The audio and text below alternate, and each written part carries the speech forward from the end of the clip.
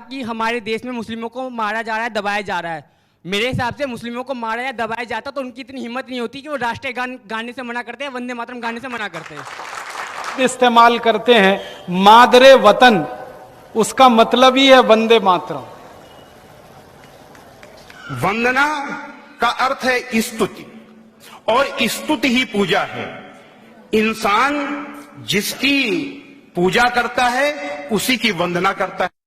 मुसलमान बनने की शर्त है कि अशहदु अल्लाह इलाहा इल्लल्लाह व अशहदु अन्ना मुहम्मदर रसूलुल्लाह। एक नारा है, अगर इस देश में रहना होगा वंदे मातरम कहना होगा। इससे सहमत है? हाँ हाँ बिल्कुल। वंदे मातरम पढ़ते हैं, उसकी मानी है कि हम सिजदा करते हैं इस देश जो हमारी माता है, ऐसे कहा जाता है, और हम इसकी पूजा करते हैं। ये हमारे लिए शिर्क है। अस्सलामु अलैकुम वरहमतुल्लाहि वबरकातुहू। उम्मीद करता हूँ कि आप हज़रात आफ़ियत, खैरियत और ईमान की सलामती के साथ होंगे। अल्लाह सुब्हानहू व तआला ऐसी आप खुश और ईमान की सलामती के साथ रखे। दोस्तों, इस वीडियो के अंदर हम देखेंगे कि एक मशहूर अदाकारा है, वो मुसलमानों को लेकर कमेंट्स कर रही है कि मुसलमान हिंदुस्तान के अंदर रहते हैं और यहाँ पर वंदे मातरम नहीं कहते हैं। एक मशहूर मारूफ नारा है कि जिसको हिंदुस्तान में रहना होगा उसे वंदे मातरम कहना होगा। आखिरकार इसकी क्या हकीकत है कि इस्लाम इस चीज़ को एक्सेप्ट क्यों नहीं करता, उलेमा इसकी इजाज़त क्यों नहीं देते, वंदे मातरम की क्या हकीकत है, उसका क्या तर्जमा है, और साथ में सुनेंगे हम डॉक्टर जाकिर नाइक को भी कि वो इस्लाम के अकॉर्डिंग, कुरान और हदीस के अकॉर्डिंग वंदे मातरम के मुतालिक क्या कहते हैं। तो दोस्तों, आप बस मेरे साथ बने रहे वीडियो के आखिर तक। अगर आप हमारे चैनल पर नए हो तो कीजिए चैनल को सब्सक्राइब और साथ में बेल आइकन ज़रूर प्रेस करें ताकि आपको वीडियो वक्त पर पहुँच सके और आप हमारे वीडियो से मुस्तफ़ीज़ हो सके। तो चलिए, आपका वक्त ज़ाया ना करते हुए आज का टॉपिक शुरू करते हैं।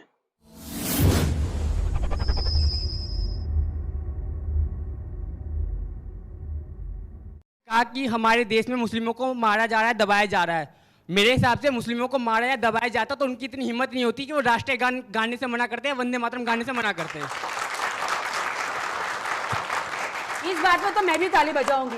हिंदुस्तान में रहते हैं तो राष्ट्रीय गान तो हर किसी को गाना ही पड़ेगा, चाहे हिंदू हो चाहे मुस्लिम हो। एक नारा है, अगर इस देश में रहना होगा वंदे मातरम कहना होगा। इससे सहमत है? हाँ हाँ बिल्कुल। थोड़ी देर वंदे मातरम बोलने में क्या प्रॉब्लम है? जब हम धरती हमारी माँ है, तुम यहीं का खाते हो, यहीं पे रहते हो, प्रॉब्लम क्या है इतना बोलने में? इतनी बात में तुम खून खराबा करोगे, इतनी सी बात में लड़ाइयां करोगे, और इतना बोल के तुम्हारा क्या कट जा रहा है? इंसान कटने से बच जाएगा। मुझे नहीं समझ में आता क्यों नहीं बोल रहे इतना। अरे आप तो मारा मारी कर लेंगे, एक दूसरे का गला काट लेंगे, लेकिन वंदे मातरम नहीं बोलेंगे। क्यों? मुसलमान वंदे मातरम नहीं गा सकते, ये तर्क देते हैं, लेकिन मुसलमान दो शब्द इस्तेमाल करते हैं मादरे वतन, उसका मतलब ही है वंदे मातरम। गलत। मादरे वतन माने मां भारती को वंदना, तो वंदे मातरम कह लो, वो भी मां भारती की वंदना है। उर्दू में मादरे वतन है, संस्कृत में वंदे मातरम है। फर्क क्या है इसमें? कि अगर मुसलमान देशभक्त हैं तो वंदे मातरम क्यों नहीं कहते? कुछ लोग ऐसे भी हैं जो बहुत समय से कहते आ रहे हैं कि मुसलमान भाई वंदे मातरम नहीं कहते, इसलिए वो देश के गद्दार हैं और नारे लगाते हैं कि अगर यदि भारत में रहना है तो वंदे मातरम कहना है। ऐसे तमाम लोगों को हम बता देना चाहते हैं कि वो जान ले कि इसमें मुसलमानों की मजबूरी क्या है, और ऐसा कह करके हम उनको, उनके मन को दुखी करते हैं और हिंसा करते हैं। हमने कहा, पहले ही बताया कि जो मनुष्य बनने की जो पहली सीढ़ी है, उसकी पहली शर्त है अहिंसा, यानी मन वचन कर्म से किसी को किसी भी प्रकार का दुख न पहुंचाना। तो कहीं ऐसा तो नहीं कि हम ऐसा कह के किसी मुसलमान भाइयों को दुख पहुंचा रहे हैं। तो वो तमाम हम हिंदू भाइयों को इस मंच से बता देना चाहते हैं कि मुसलमान भाइयों की इसमें मजबूरी क्या है। वंदना का अर्थ है स्तुति, और स्तुति ही पूजा है। इंसान जिसकी पूजा करता है उसी की वंदना करता है, और जिसकी पूजा नहीं करता उसकी वंदना नहीं करता। कण कण में भगवान है ऐसा मानने वाला हिंदू भारत माता की वंदना करके यानी वंदे मातरम कह के गर्व महसूस कर सकता है, गर्व महसूस करता है। लेकिन एक मुसलमान के लिए ठीक उल्टी चीज है। वो उसके लिए कितनी मुश्किल चीज है, इसकी दलील है कि मुसलमान होने की शर्त, यानी एक व्यक्ति जब मुसलमान, अच्छा ठीक, तो बहुत संक्षेप में हम बता रहे हैं, मुसलमान बनने की शर्त है कि अशहदु अल्लाह इलाहा इल्लल्लाह व अशहदु अन्न मुहम्मदर रसूलुल्लाह। इसका अर्थ है कि मैं गवाही देता हूं कि अल्लाह के सिवा कोई पूज्य नहीं है, और मैं गवाही देता हूं कि हजरत मोहम्मद के अल्लाह के रसूल हैं। ये दो गवाहियां हैं। ये पहली गवाही है कि अल्लाह के सिवा कोई पूज्य नहीं है।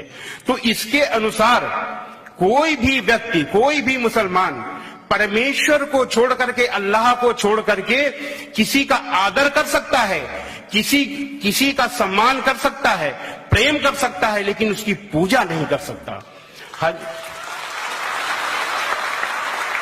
दुनिया के मुसलमान हजरत मोहम्मद सल्लल्लाहु अलैहि वसल्लम को संसार में सबसे अधिक प्रेम करते हैं, सबसे अधिक का आदर करते हैं, लेकिन आपकी वंदना नहीं करते, क्योंकि वह वंदना केवल अल्लाह की करते हैं। माँ जिसके पैरों के नीचे जन्नत होती है, ऐसा मानने वाले मुसलमान अपनी माँ से प्यार करते हैं, अपनी माँ का आदर करते हैं, लेकिन उसकी वंदना नहीं करते, क्योंकि वे वंदना केवल अल्लाह की करते हैं। इसी तरह इस देश के करोड़ों करोड़ों मुसलमान इस भारत माता को बहुत प्यार करते हैं, इस भारत माता का बहुत आदर करते हैं, लेकिन उसकी वंदना नहीं कर सकते, क्योंकि वे वंदना केवल अल्लाह की करते हैं।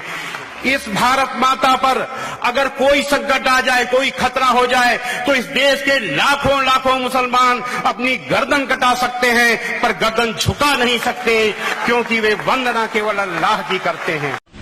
नमस्कार साहब, जाकिर साहब, मैंने आपका प्रोग्राम बहुत बार टीवी पे देखा था। मेरा नाम गोविंद तिवारी है, मैं कॉलेज में प्रोफेसर हूँ। मैं जिस एरिया में रहता हूँ, उस एरिया के आसपास कई मुस्लिम ऑर्गेनाइजेशन अपने स्कूल चलाते हैं, और उस स्कूल में स्टार्टिंग में जब प्रेयर होता है, वहां पर न ही वंदे मातरम गाया जाता है। जब मैंने उनके प्रिंसिपल से पूछा कि आप ऐसा क्यों करते हो, आप वंदे मातरम क्यों नहीं गाते हो स्कूल में, तो कहते हैं वंदे मातरम में हिंदू है, और उनकी स्कूल में, कई स्कूलों में हिंदी भाषा ही नहीं है, हिंदी ही नहीं पढ़ाया जाता है, और उनके कहना देशभक्ति की कुछ भी पढ़ाने के लिए वे कतराते हैं।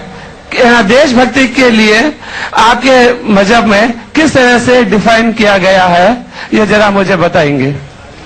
भाई साहब ने एक सवाल पूछा है कि वो कई बार मेरे प्रोग्राम सुनते हैं टेलीविजन पे, और कहा है कि एक इलाका है जहाँ कई मुसलमान स्कूल है, लेकिन वहाँ वंदे मातरम नहीं पढ़ाया जाता है, हिंदी नहीं पढ़ाया जाता है, क्या सही है? और आपके मजहब में, इस्लाम में देशभक्ति के बारे में क्या कहा गया है? पहला सवाल कि मुस्लिम स्कूल में वंदे मातरम क्यों नहीं कहा जाता।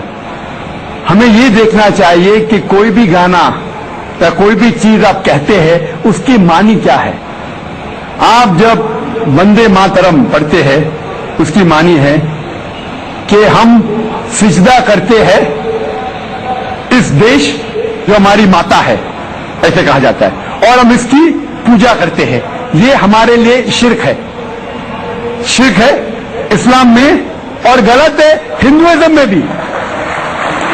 हिंदुइज्म में भी आपको इबादत सिर्फ करना चाहिए एक खुदा की, धरती की नहीं। तो हिंदुइज्म में भी गलत है, क्रिश्चियनिटी में भी गलत है, इस्लाम में ही गलत है। लेकिन आम हिंदू अपने मजहब को नहीं जानते, अपनी मजहबी किताबें नहीं पढ़े हैं, इसीलिए कोई भी आप गाना गाते हैं, अगर उसके मानी खुदा के खिलाफ है, अल्लाह सुब्हानहू व तआला के खिलाफ है, भगवान के खिलाफ है, तो ऐसा गाना गाना गलत है। आपने मुझे शुरुआत में नमस्ते कहा। नमस्ते, नमस्ते के क्या मानी है भाई साहब, आप बोल सकते हैं? नहीं पता क्या मानी है? माइक्रोफोन ऑन कीजिए जरा भाई साहब का। नमस्ते मतलब मैं सर झुका के मैं आपको नमन करता हूँ। हाँ, सर झुका के आप मुझे नमन करता हूँ। नमन करता हूं, सर झुका के। सर झुका के मुझे नमन करना शिर्क है, हराम है, प्रोहिबिटेड है। आप मेरे सामने भी सर नहीं झुका सकते, चाहे आप मुझसे मोहब्बत करते हैं, चाहे आप मेरी इज्जत करते हैं, फिर भी आप मेरे सामने सर नहीं झुका सकते। सर झुकाना चाहिए तो सिर्फ खुदा के सामने, अल्लाह के सामने, और मैं खुदा नहीं हूं। आप जानते हैं, आप मेरी इज्जत कर सकते हैं, मेरी बात जो मैं कहता हूं उसके ऊपर अमल कर सकते हैं, लेकिन आप मेरे सामने सर नहीं झुका सकते। इसीलिए मैं जवाब में आपको कहूंगा अस्सलामु अलैकुम, आप पे सलामती हो, आप पे सलामती हो। आप समझे ना, मैं आपके सामने झुक नहीं सकता हूं। ये सिर झुकेगा तो सिर्फ अल्लाह के सामने, सिर्फ खुदा के सामने। तो आपने बड़प्पन में मुझे कहा, लेकिन अगर गलत चीज कहा तो मैं वापस से जवाब नहीं दे सकता हूं, क्योंकि मैं जानता हूं जो लोग नहीं जानते वो ऐसे हरकत कर सकते हैं। मिसाल के तौर पे 1 महीना पहले मैं जब बॉम्बे एयरपोर्ट पे था तो एक औरत, हिंदू खातून, मुझे पूछी कि आप डॉक्टर जाकिर नाइक है? आई डॉक्टर जाकिर नाइक? मैंने कहा जी। ओ, मैं आपका रोज प्रोग्राम देखती हूं, मैं दुबई से 25 साल के बाद बंबई में आ रही हूं, 25 साल के बाद हिंदुस्तान में आ रही हूं। उसके सिर पे टीका था, हिंदू औरत थी, बोलती मैं आपके प्रोग्राम देखती हूं और बहुत अल्हम्दुलिल्लाह तारीफ करने लगी। सारी तारीफ अल्लाह की है, मैं कुछ भी नहीं हूं। और फिर कहने लगी कि मैं तुम्हारे पैर छूना चाहती हूं। मैंने कहा कि ये गलत है, शिर्क है। तो बोले क्यों? वही जवाब मैंने दिया, आप जो भी कहो मैं आपकी बात मानूंगी। तो मैंने कहा आप कुरान मजीद पढ़िए, कुरान मजीद पढ़िए और इसके ऊपर अमल कीजिए। और मैंने तकरीर की है similarities between Islam and Hinduism, Islam और हिंदुइज्म में यकसानियत, और साबित किया है कि हिंदुइज्म में भी लिखा है कि आप सिर्फ एक ईश्वर की इबादत करना चाहिए, जितने ऋषि आने वाले उनमें मानना चाहिए, और मोहम्मद सल्लल्लाहु अलैहि वसल्लम में भी। तो आपको अगर कुरान और वेदा पे अमल करना चाहिए जो यकसा है, आपको एक खुदा में मानना पड़ेगा और आखिरी पैगंबर मोहम्मद सल्लल्लाहु अलैहि वसल्लम पर। आपका और एक सवाल था कि हिंदी क्यों नहीं पढ़ाई जाती है, हिंदी मुस्लिम स्कूल में क्यों नहीं पढ़ाई जाती है? कुछ स्कूल में हो सकता है, लेकिन मेरे हिसाब से अक्सर स्कूल में हिंदुस्तान में हिंदी पढ़ाई जाती। जो स्कूल मैंने कायम किया हो, इस्लामिक इंटरनेशनल स्कूल, उसमें भी हिंदी पढ़ाई जाती है। न हिंदी, मराठी भी, जो हमारे स्टेट लैंग्वेज है, हम पढ़ाते हैं, जोर देते हैं अंग्रेजी और अरबी पर। नंबर 1 अंग्रेजी अरबी, फिर उर्दू, हिंदी, मराठी, आगे चल के संस्कृत भी सिखाएंगे, संस्कृत भी, ताकि हिंदुस्तानी लोग जितने मजाहिब इस देश में उसको समझे। मैं गवर्नमेंट से कहता हूं कि हिंदुस्तान में संस्कृत आम करो। संस्कृत आम करेंगे तो लोग वेदा पढ़ेंगे, पढ़ने के बाद हक के तरफ आएंगे और हिंदू मुस्लिम एक हो जाएंगे। हिंदी तो छोड़ो, संस्कृत, क्योंकि वेद संस्कृत में, हिंदी में नहीं है। हिंदू की जबान है संस्कृत, और मैंने तकरीर की है हिंदुइज्म और इस्लाम में यकसानियत। लेकिन आम हिंदू अपनी मजहबी किताब पढ़ा ही नहीं तो क्या जानेगा? तो मैं संस्कृत कोट करता हूं, फिर तर्जुमा करता हूं और कहता हूं कि आपको अगर लगता है कि मैं कुछ गलत कह रहा हूं, रेफरेंसेस देता हूं मैं। आपका आखिरी सवाल था कि इस्लाम में देशभक्ति के बारे में क्या कहा गया है। इस्लाम में कहा गया है कि सबसे पहले जो हमें बात मानना चाहिए वो हमारे खालिक की, बनाने वाले की, खुदा की, अल्लाह की, सबसे पहले। अगर अल्लाह की बात से कोई दूसरी बात टकराती है तो उसे छोड़ देना चाहिए। जहां तक कि मैं हिंदुस्तानी हूं और मैं गर्व से कहता हूं कि मैं फंडामेंटलिस्ट मुस्लिम हूं, I am a good practising Indian. Fundamentalist, बुनियाद परस्त मुस्लिम भी हूं और अच्छा हिंदुस्तानी भी हूं। मैं हिंदुस्तान के कॉन्स्टिट्यूशन को जानता हूं। हिंदुस्तान के कॉन्स्टिट्यूशन में एक भी चीज फर्ज नहीं है जो इस्लाम में हराम है, और ऐसी कोई भी चीज नहीं है जो हमें मजबूर करती है जो इस्लाम में हराम है। और हिंदुस्तान के कॉन्स्टिट्यूशन में, इंडियन कॉन्स्टिट्यूशन में ऐसी कोई भी हराम चीज नहीं जो इस्लाम में फर्ज है और इंडियन कॉन्स्टिट्यूशन में हराम है। तो मैं दोनों को साथ में लेके चलता हूं, लेकिन अगर टकराव होगा, मेरे हिसाब से I can be a very good Muslim and a good Indian. मैं अच्छा मुसलमान भी हूं और अच्छा हिंदुस्तानी भी हूं, लेकिन अगर आगे चल के, अभी तो कोई टकराव नहीं है, लेकिन अगर आप ऐसे देश में हैं जो देश का कानून अपने खालिक के कानून से टकराता है, तो खालिक का कानून ऊंचा है, खालिक का कानून ऊंचा है, खुदा का कानून ऊंचा है, अल्लाह का कानून ऊंचा है, फिर आता है देश। देश ने हमें, ठीक है, ये देश में हम जीते हैं, देश हमारे लिए फैसिलिटीज देता है, लेकिन हमें जान किसने दी? देश ने या खालिक ने? खुदा ने दी। ये हवा जो है, ये हवा के बिना 5 मिनट भी आप जिंदा नहीं रह पाएंगे। कितना? 5 मिनट भी नहीं जिंदा रह पाएंगे। किसने दी? देश ने या अल्लाह ने? खुदा ने। देश ने भी हमारे लिए अच्छे काम किए। मैं देश के खिलाफ नहीं हूं, मैं भी देशभक्त हूं। देशभक्त के मानी क्या?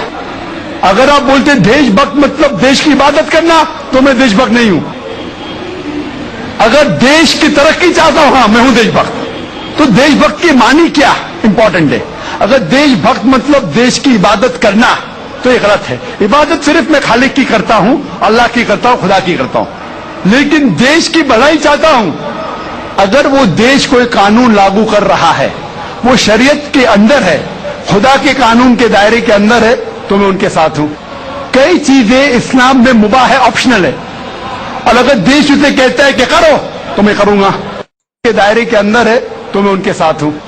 कई चीजें इस्लाम में मुबाह है, ऑप्शनल है, और अगर देश उसे कहता है कि करो, तो मैं करूंगा।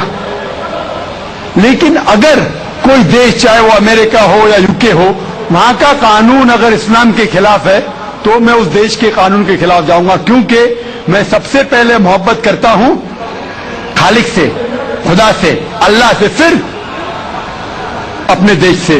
तो जहां तक के देश का कानून खालिक के कानून से नहीं टकराता है, हमें उस कानून पे अमल करना चाहिए। और मेरे नजरिए से एक भी हिंदुस्तान का कानून मुझे मजबूर नहीं करता इस्लाम के खिलाफ। इसीलिए मैं कहता हूं, I am a very good practising Muslim, fundamentalist Muslim, at the same time a very good practising Indian. Hope that answers the question.